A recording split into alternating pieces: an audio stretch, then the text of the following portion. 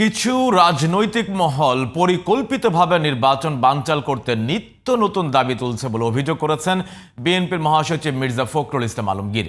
বুধবার জাতীয় press club এক অনুষ্ঠানে তিনি বলেন, গণতন্ত্রের পক্ষের শক্তি যেন ক্ষমতায় আসতে না পারে সেজন্য একটি মহল অত্যন্ত সচেতনভাবে চেষ্টা করছে। সারাস মাহমুদের রিপোর্ট।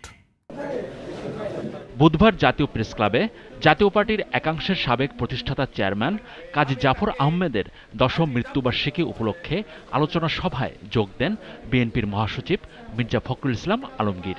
তিনি বলেন, ফ্যাসিবাদ থেকে গণতন্ত্রে যাওয়ার পথে সংস্কারের কাজ চলছে, আর এই প্রক্রিয়া এগিয়ে নিতে সর্বাত্মক সহযোগিতা করেছে বিএনপি।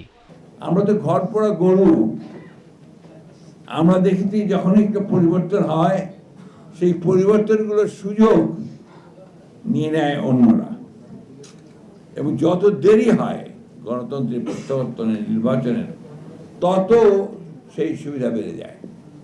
আপনি দেখুন, এই যে 1/11 হলো, 1/11 তো তাদের বক্তব্য ছিল যে নির্বাচন ইলেকশন দেবে কেয়ারটেকার গভর্নমেন্ট, 2 বছর থাকলো, 2 বছর থেকে লাভ কি করলো?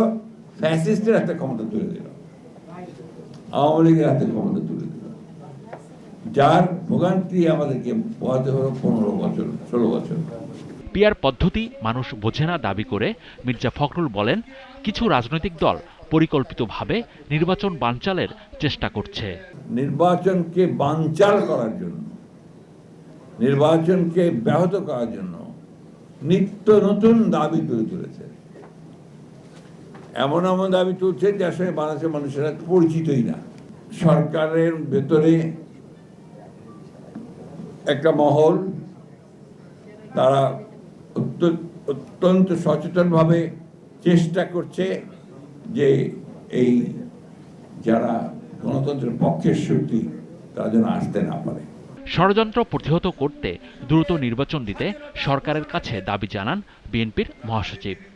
আমি রাখা করি না, এই সালন দিল্লিতে বসে তিনি 2,500 কোটি টাকা ইতিমধ্যে দিয়ে দিয়েছেন এবং পরিকল্পনা করেছেন যে কিভাবে ওই টাকাকে ব্যবহার করে তারা বাংলাদেশে নির্বাচন বন্ধ করবে এবং হাসিনাকে আবার দেশে ফিরিয়ে আনবে।